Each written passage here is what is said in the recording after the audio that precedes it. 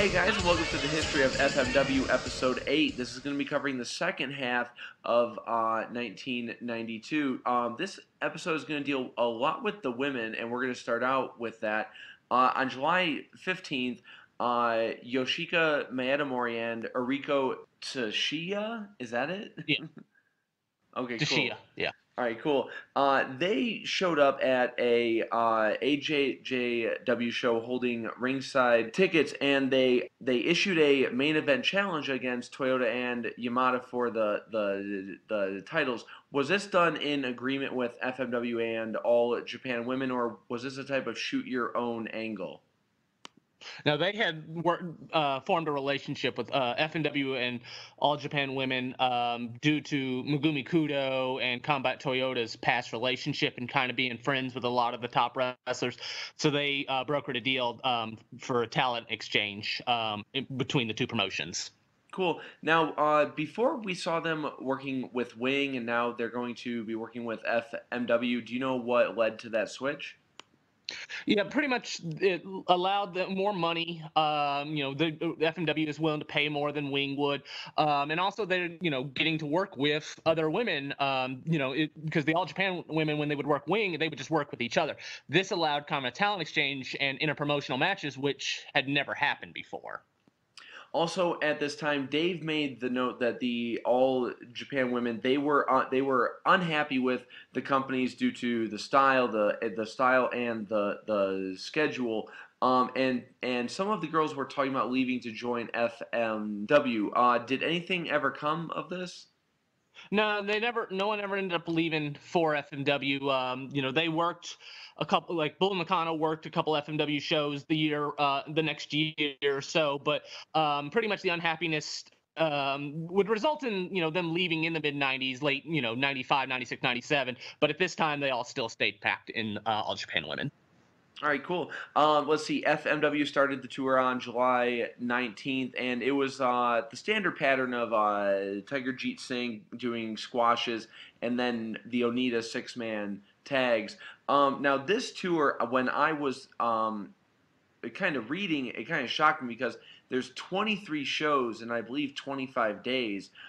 This sounds like a grueling tour. Is this normal? No, this is pretty much they're making money at this point, so they're just trying to capitalize on as much money as they can. It's kind of like WWF in the mid 80s when they started making money, where they'd start running all these shows as much as possible because they're making money. And so, they worked about 3 weeks in a row, and then there was about a 10-day break, and then the next tour started. So yeah, this was one of the more intense tours, and it kind of picked up the rest, the next couple years like this. Now, also on this tour, Tiger Jeet Singh, he's starting to do this gimmick where he's attacking the females, he's attacking the referees, and apparently at one point he attacked a TV sports reporter from the TBS sports station. How much are the television networks dealing with FMW at this time? TBS had a relationship with Onita, but it wasn't like they were putting, FMW TV on or anything like that. But Onita had a relationship. They liked Onita. Onita was becoming kind of a celebrity at this point. So they just agreed to kind of work this angle to help build up Tiger Jeet Singh. All right, cool. And also at this point, FMW has announced that they're going to be running the Yokohama Baseball Stadium in September, and they're going to be working with Universal, AAA, AJJW, and War. We haven't really discussed it. What was War? War was pretty much the aftermath of the SWS promotion that we went over last episode. Tenryu left All Japan. He found a big financial backer, and they had an agreement with WWF, and the promotion failed miserably, lost a lot of money, and that the backer pretty much pulled out. So Tenryu got another backer. So they didn't have as much money or anything like that, but it was a suitable backer, and they created War, which was pretty much just the remnants of the SWS promotion. All the all the wrestlers that left All Japan with Tenryu, and Tenryu kind of created his own kind of style, that most people know as kind of the New Japan type heavy, strong style, but also mixed in with odd tag team partners. And I think that's what most people think of as war, just random tag team partners thrown in together. Cool. At this time, Dave knows that FMW is starting to trade talent with AAA more. Do you know who is going over on the FMW side? I think just kind of like masked wrestlers and everything. They didn't really bring in too many AAA wrestlers. If they were like, they'd come up with their own gimmick, throw in a Japanese kind of mask or something like that. But not too many people going by their own names were being brought in. Cool. Wing is bringing in some talent. We have Eric Embry. Who is that? He was a Dallas wrestler. He was working in WWC Puerto Rico at the time, so Victor Canones had brought him in. He actually didn't last very long because he ended up getting in a car accident in October of '92, and that ended his career. So he only worked a couple spots with Wing before his accident. All right, cool. Well, not cool. But anyway, and then we have the Masked Inferno. That was Rochester Roadblock. He ended up becoming, his name is Joseph Diaquisto. He came in from SWS. He had been working there. He was from New York, and so he kind of had a Japanese, pretty much got in through to Japan through SWS, and then Wing came calling after SWS folded. So he came over there. They put a big mask over him, or big mask suit, pretty much. He was a big 400-pound guy. After Wing, he ended up going to WCW. That's probably where most people know him from. And then there's one guy named Lucifer, and he stays on the tour for a while. Yeah. Yeah, that was Steve Collins. He was a Florida wrestler, wrestling for CWF. That's probably, if anyone knows who he is, that's probably what they would know him from, is from Florida. But yeah, he got brought in kind of as a devil gimmick, and he was around for a while with Wing. The next new name that pops up is going to be Leatherface. I'm curious, where does this gimmick come from? Who were the first guys to do it, and who is doing it at this time? Well, this was the original. It was, the former Corporal Kirshner. His real name isn't Mike Kirshner, but that's what most people know him as. From WWF in the mid '90s. He had been brought in. He was wrestling in Florida, living in Florida at the time. He had wrestled in New Japan in 1990 previously, so that's how he kind of had his Japan contact. And Wing brought him in and came up with the Leatherface gimmick, based off the Texas Chainsaw Massacre. So he was the first one. He ended up getting arrested and for punching a photographer in Japan. So he got arrested. So they brought in another guy to come to be kind of the second Leatherface. That was Rick Patterson. And that's who would end up like wrestling in the King of the Death Match. And a lot of people know him as, he's kind of the second Leatherface. So, but yeah, while in Wing. And then when Kirshner got out of jail, they actually brought him back. So they had two Leatherface gimmicks at the time in Wing at a certain, in '93. Cool. And then they were the two, we're going to talk about it one day, but they were in that famous nail match as well that we'll get to in a couple of years.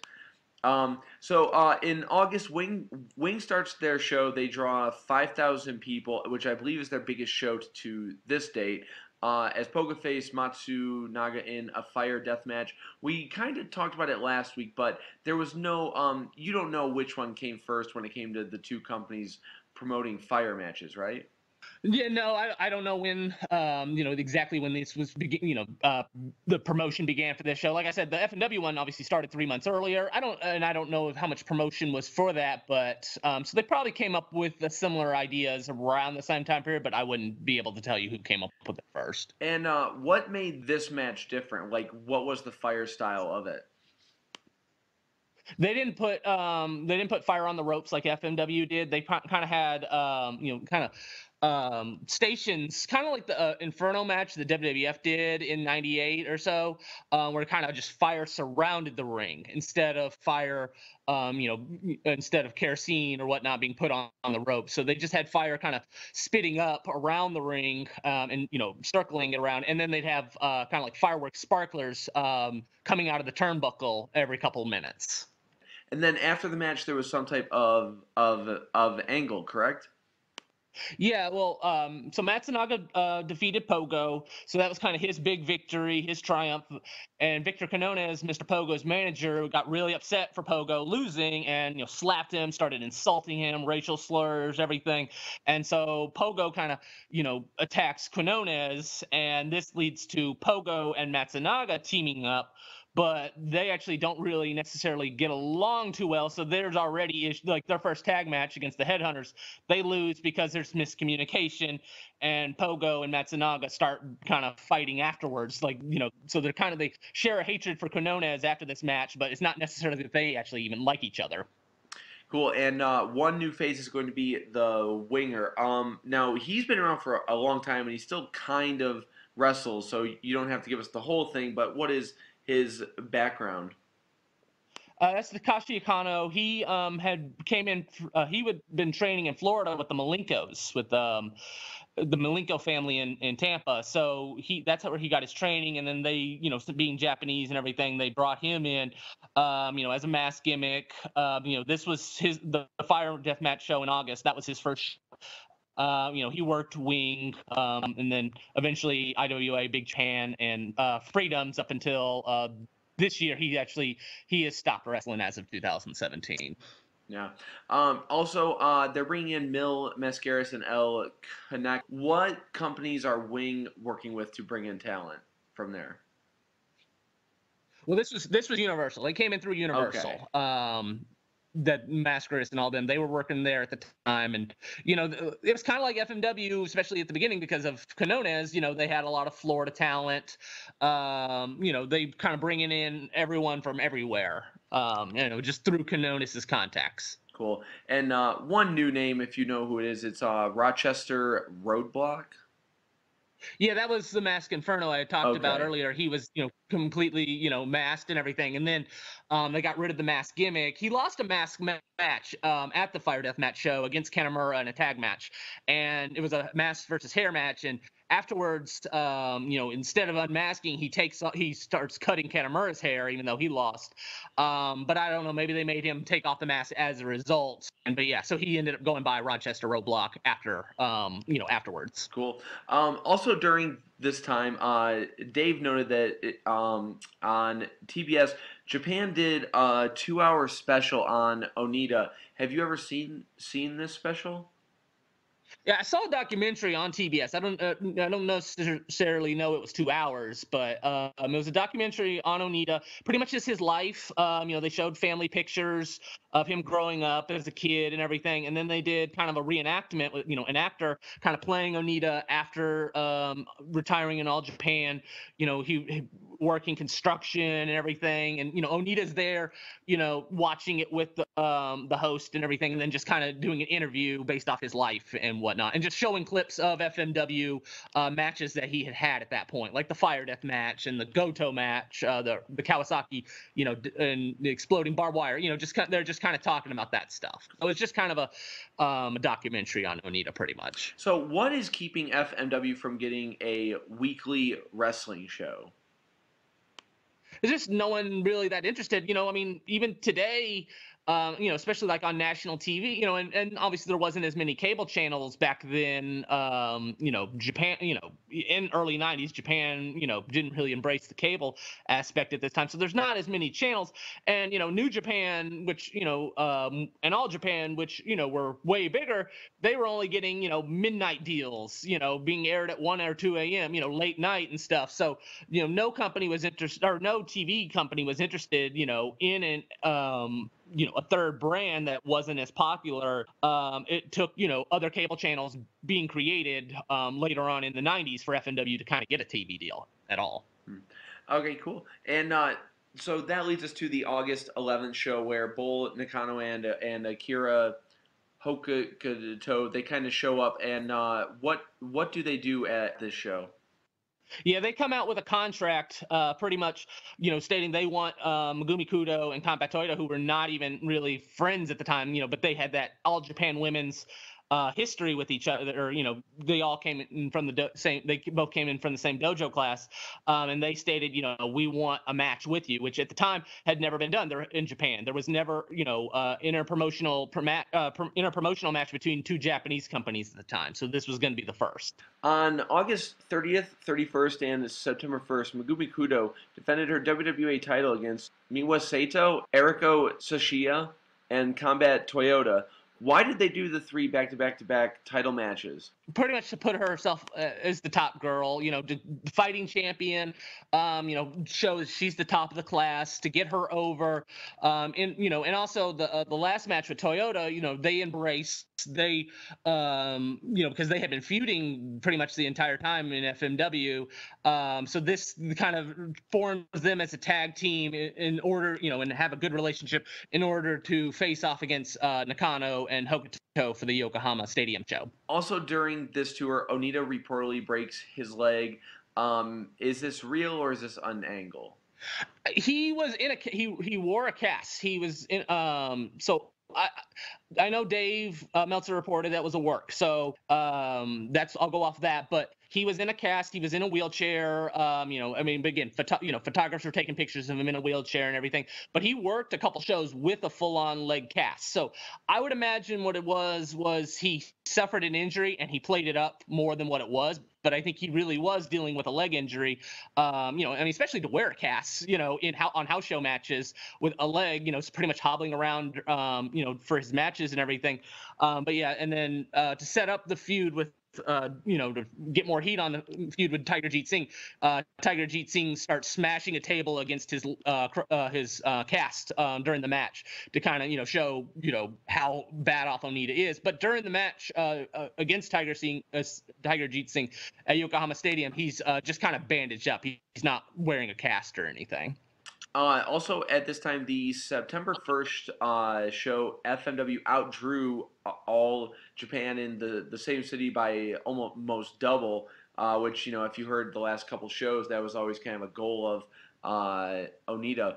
And also around this time, Dave reported that they want to bring in Abdullah the Butcher to replace Singh because Singh is having problems with the office. Do you know what type of problems these are? I would imagine it was money and just not wanting, or at least if I'm gonna put Onita over, because Tiger Jeet Singh rarely lost, and so he probably, and he's very financially successful, and so he probably wanted a lot of money for this show, and so if they couldn't come up with a deal of how much he was going to get paid, they probably wanted a plan B. Because they brought in Tiger Jeet Singh as a former past superstar, from the 70s. So if it didn't work, they could possibly get in Abdullah the Butcher, which had kind of a similar resume. Cool. So on the September 19th Yokohama show, this is one of the biggest shows that they've run at this point. A couple more matches that didn't happen. They were negotiating with Terry Funk to come in to have a match with the Sheik, but the Sheik is in bad health, and even when they tried to get a different person to fight him, Funk turned it down, even though it was going to be a very big offer. Do you know why Funk wasn't willing to do this show? Well, I think what it was so they were offering this amount of money for him to face a Sheik, and once the Sheik was unable to wrestle, because I think they wanted to get Funk kind of established. Hey, he's with FMW and everything, and he's going to fight Onita in the future, and so I think that was where kind of the negotiation started. But once the Sheik couldn't wrestle, they probably offered a different opponent, but wouldn't offer the same amount of money for him to face the Sheik because it would probably be farther down the card. So once the Sheik match wouldn't happen, he didn't, I'm guessing Terry Funk didn't want to wrestle for the amount of money because he still had to ask Giant Baba for permission to leave All Japan at this point. So it probably wasn't even worth the bother of, I'm not going to, fly to Japan for an undercard match against, a no-name, which he probably would have for the Sheik. But eventually, obviously, the next year he gets the Onita match and, he gets the permission from Baba and he gets the deal he wants in order to come to Japan. Also on the show was going to be Jericho and Storm, but Jericho winds up teaming with Kevin Fowley. Is that how it's said? I think it's fall, but you All might be right, right. fall. Yeah, Faule. Why couldn't Storm make it, and who was this guy? The previous year, Jericho and Storm had teamed up in FMW, and they were not given the money that they were promised, that Onita promised them. So, and but when they got the less money, they go, "Hey, you stepped us on the money," and Onita goes, "Well, we're gonna bring you back a lot, okay? So don't worry, you'll get paid back, that money back when you keep coming on tours with us." Well, they don't hear from Onita for the next year, and then when they get the call 1 year later, "Hey, want to come in for the Yokohama Stadium show?" Jericho just wants to go to Japan, so he's like, sure. And then Lance Storm goes, I don't want to go. Like, wait, they stiffed us on pay. They promised us more bookings, in the future, and it took a year for, us to be contacted. So he refuses to go. So they want, FMW wants sudden impact. And so Jericho pretty much just contacts another Canadian wrestler that had been wrestling in the Western Canada Indies, and it was Kevin Fall. And so he brought him in kind of because he kind of looked like Lance Storm a little bit to kind of, and even to this day, there's match listings as this match with Chris Jericho and Lance Storm, because people kind of actually don't even notice the difference between the two people. But so that was kind of the idea. So just to kind of get somebody to look like Lance Storm to kind of pretend to play him. Also on the show, Spinks comes back and he brings a partner named Brian Sayodil, who was his partner. That was a boxer from Chicago. He had wrestled the independents kind of in the Great Lakes region, so Michigan, Chicago. So he had some wrestling experience, but he was mostly a legitimate boxer. So they brought him in to team with Spinks to pretty much do the job in return, so that Spinks would not do the job in the tag match. Next up, a lot of cards, they list a team called the Alligators, but you said it was someone else. Who was this? Okay, so pretty much the alligators are listed incorrectly on a lot of match listings for this show. But what it was is actually a kaiju team called the Belton Saijin, and they were dressed up in these weird green outfits. And what it is in the Ultraman series, they're the rivals of Ultraman, or the Belton Saijin is the rival of Ultraman. So in this tag match with Amigo Ultra and Ultraman Cito, which is Damien and a mini Mexican wrestler, they, to kind of fit in with the Ultraman gimmick and everything, they had Ultraman's rival.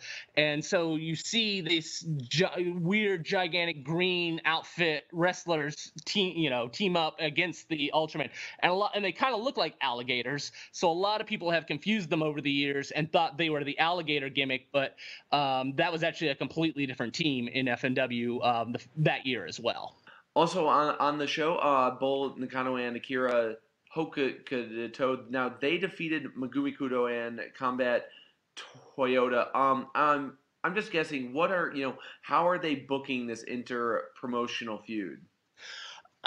Pretty much the Ultraman women are the bigger stars, so they're gonna win, and so that deal is, hey, we'll come in for your show and possibly draw in more people, fans for your product, make money for your stadium show, but in return we're going to win this match, and we're going to show. And hey, look at how great these women wrestlers are, FNW fans. Maybe you want to come see them as well. So it's pretty much, and that's how a lot of, and I mean especially going forward, a lot of the politics in Japan, especially with interpromotional matches, is who's going to win. So a lot of it comes down to what's the bigger promotion, who's the bigger stars, and just who's more adamant that that their wrestlers are going to win.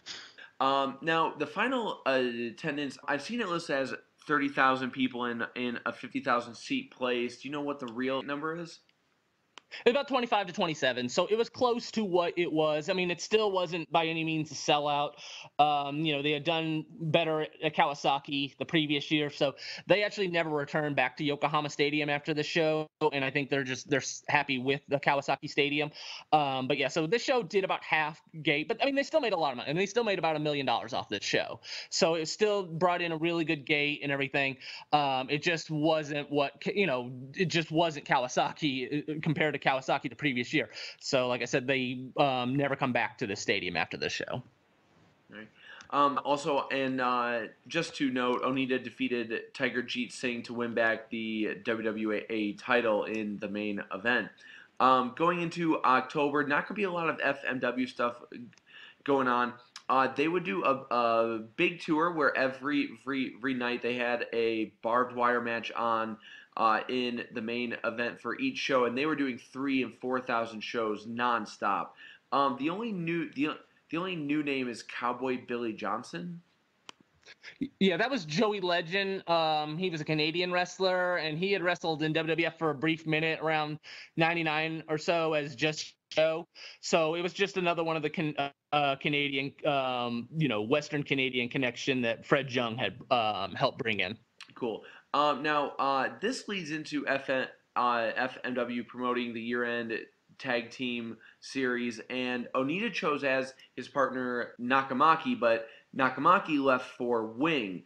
What is the big story behind him jumping ship?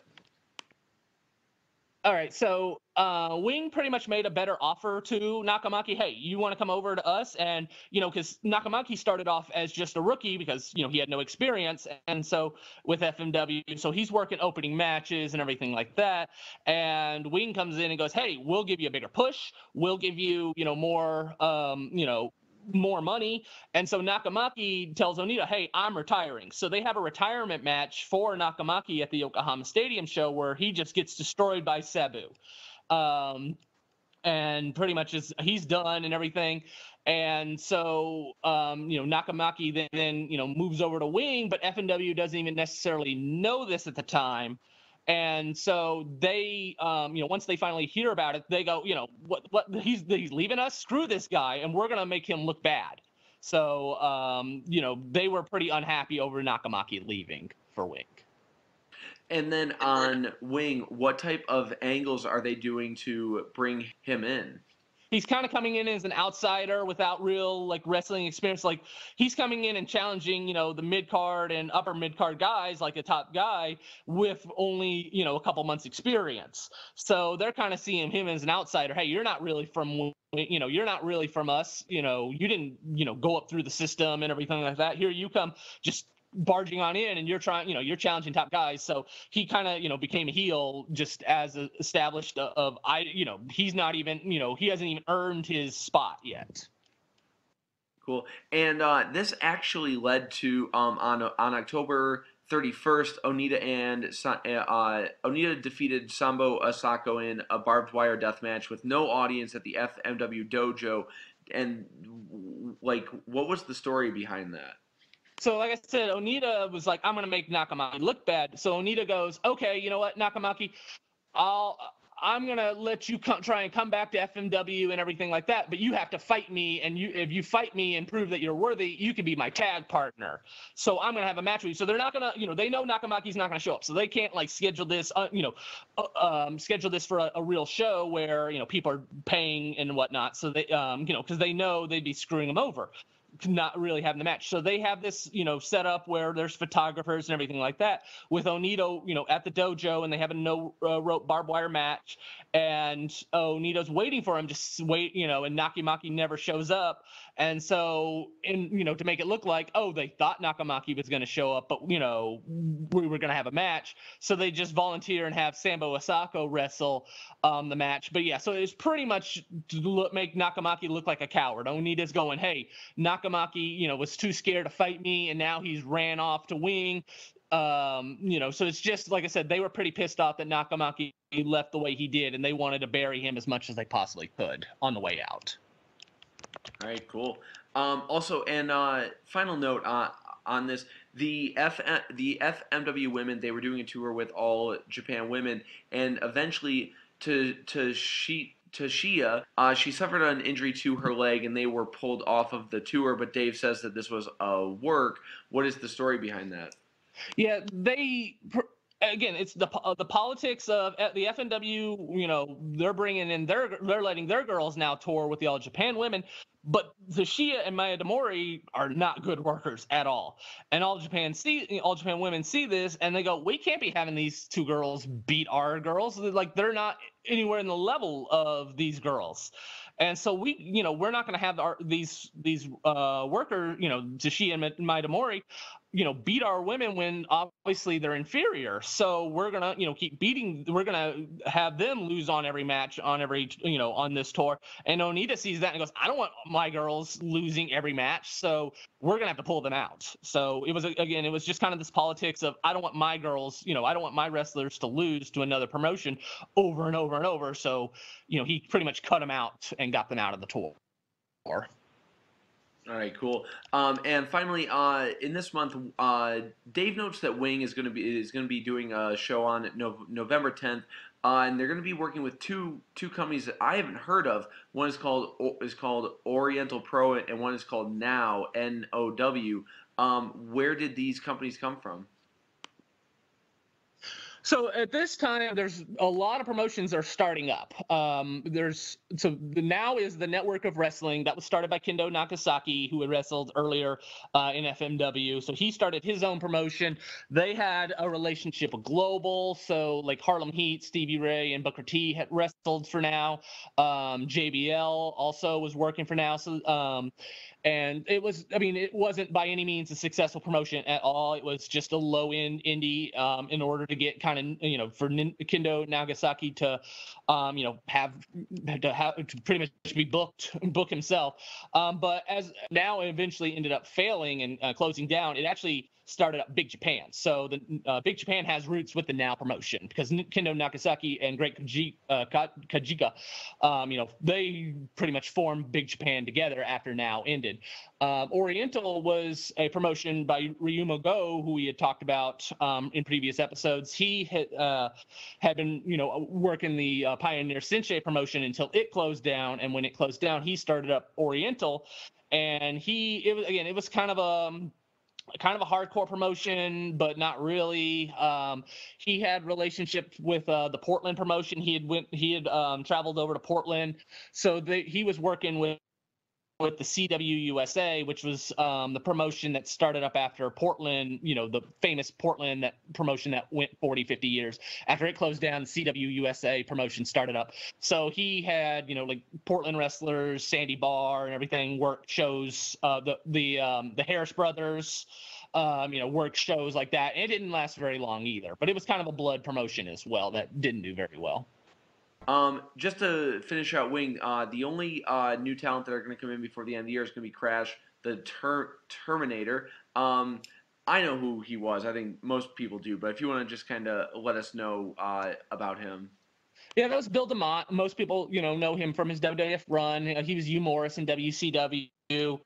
At the time, he'd been working in Florida, and Puerto Rico. So again, it was just probably known as Contact, and brought him in as a a painted face baby face that worked, and he helped out the younger guys. He helped train Kanemaru and everything.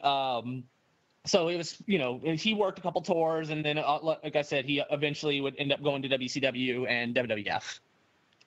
And he was also the first person on television to lose to Goldberg. So he was number one. Yeah. That's what I know him for. Before the year's over, Wing on December 20th they had a spike nail match between who was it between Pogo and who? I think it was Matsunaga and Leatherface. That's right. That's right. Now this is styled. I just want to ask because if anyone might know, it's probably you. It was modeled after a similar spike nail match that Inoki had in the 1970s. I don't have much info about this match. Do you know about this early kind of death match? No, I don't. I haven't heard about this. I tried looking up information about it, could not find anything. So if there's any New Japan historians, let us know. Yeah. There's this one photo I keep finding it, and that's it. But they have the beds of nails, and I'm always curious about the history of that match. But anyway, so to finish out the year, the November Tag Team Tournament brings in a couple new teams and new talent. To start off, who are the Psychos? So that goes for Billy Anderson and Tim Patterson. That was a group, they had been working previous FMW shows under different identities and different gimmicks, the mercenaries. So they were just another, foreigners that were brought in, just and put in under different mask to be a tag team for the tournament. Right, and then Sabu, he started teaming with Kareem Sudan. Yeah, that was Don White. He was a St. Louis worker. He had worked in Calgary and Portland in the mid '80s, and by the early '90s, he was doing an Abdullah the Butcher gimmick. So pretty much he was doing Abdullah the Butcher gimmick in St. Louis. So pretty much they heard about that, and I guess they wanted Abdullah the Butcher, but they couldn't come up with because Abdullah the Butcher is probably one of the very few workers that never, deathmatch workers that never worked FMW. So they probably wanted him, couldn't get him, so they wanted to just kind of get a knockoff that was cheaper. So they brought in Kareem Sudan to pretty much do the jobs for the Sabu tag team. And then there's Tiger Jeet Singh Jr. and also Haystacks Calhoun Jr. Are these the real kids? Tiger Jeet Singh Jr. was Tiger Jeet Singh's son. That he would become Tiger Ali Singh in WWF in the late '90s. So that's where he kind of, that was his first Japanese tour and everything. Haystacks Calhoun Jr. I do not believe that was really his son. That was Man Mountain Brody. He was a Florida worker before, and he worked for Horace Boulder's Tampa promotion as well after FMW, so he was just a big guy that they brought in that kind of looked like Haystacks Calhoun that they marketed towards being his son. All right, cool. So the finals of the series was going to be Onita and his partner Verichev, and they defeated Tarzan Goto and Big Titan in the finals. But this the post match is pretty famous in this. What did Onita do after the show? So after the show, he was in Osaka, and he goes outside the building to this very famous area in Osaka. And there's a bridge, and to celebrate his victory, he jumps off the bridge into the river. And once he gets out, he's got all these cuts and everything from the death match, blood. He jumps in this river, and it turns out the river was polluted. And so all these germs and everything get in his body pretty much, and he has to be hospitalized, and he nearly dies because of just how bad off that river was and how many cuts and everything he already had. So it was a really dumb decision. It was really famous. He even during his retirement show, he got a framed picture of him jumping off the bridge a couple weeks ago. That's how famous it was. But yeah, so he jumped off it, and it was a big mistake, and he spent some time in the hospital and nearly died as a result. Yeah, that's the main story that most people know about him for sure. So that's going to wrap up 1992. The first half was very heavy, but then we're hitting a point where it's a lot of they found the system that's going to keep on bringing people in. So before we go, Brett, is there any news about current FMW Onita stuff? Onita is going to start up his own promotion in about a week or so, but it's not really too much of a promotion. It's going to be just his guys, his undercard guys, Hosaka, Raijin Yaguchi, and it's only going to be a 2-match show, and then it'll be a battle royal, and this is going to be at Shinkiba. It's going to be a battle royal at the main event. That's the match he's going to referee. But the big selling point pretty much is that he'll be doing like a Q&A with the fans, and then also watching his retirement show on the big screen with the fans, or his retirement match. So that's the big sell. So it's nothing too much as far as a card or anything like that. He's not bringing any outside talent. Only other couple things was Masahiro Sase, who was a wrestler, mid-card wrestler. He's going to be having his own retirement show. He was a big influence money-wise on a lot of the Onita shows. The match a couple months ago with Matt Tremont and all the CZW guys that came in, that exploding barbed wire match, he actually was the one that promoted that show and funded it and everything. He's gonna he's pretty bad off with his neck, so he's gonna be retiring, and so he's gonna be having a tag match on December 19th with Masato Tanaka against Jun Kasai and Nosawa Rungai. and it's going to be an exploding barbed wire match. Onita is already like, hey, you're one of my, pupils. I'm giving you permission to have an exploding barbed wire match without me, or exploding barbed wire bat match. So it's going to be the, bat outside Shinkiba that they'll do. The only other thing was Mr. Ganosuke kind of made some controversial comments the other day about the FMW show we talked about last time, where Kazuyoshi Miyamoto is just beating Gosaku in the face. And Ganosuke was very upset about this and said, "This is not my FMW that I came up with and everything. This is not what FMW stands for." And the promoter, the former promoter of, did I talk about this already? I'm sorry, am I repeating myself or no? A little bit, but you can keep on keep going. Okay, I didn't want to repeat that. I was like, wait, I feel like I've said this part before. I'm sorry if I have. Well, kind of, yeah, but it's it's still, you can say it again if you want. That's okay. Yeah. So anyways, Ganosuke was pretty upset about this. The FMW kind of having a shoot style, like legit just punching a guy in the face, and he was really upset about it. And so the former promoter of FMW that got them to work Corrigan Hall shows last year, kind of came back at Ganosuke being like, hey, you don't love FMW, quit talking bad about them. And Ganosuke pretty much just told him to shut up. You don't know what you're talking about and everything like that. So there's a little drama going on there, but there's no, they're going to be working again December 22nd, but there's no card announced yet. All right, cool. Well, December 22nd. I'm going to miss it still. I've never seen an FMW branded show, but we'll see. Well, all right, Brett, if you want to let people know, where can they find you online? FMWWrestling.us for my website, Bahu's FMW World. I'm also on Twitter on Bahu FMW and on YouTube at Brett FMW. Awesome. Well, we will be back next week with 1993, and I believe there's another new company that's going to join the fray. Right? When does IWA start up? That's 94. Oh, okay. Well, we have a whole nother year before that happens. So, well, all right. I'll see you guys later.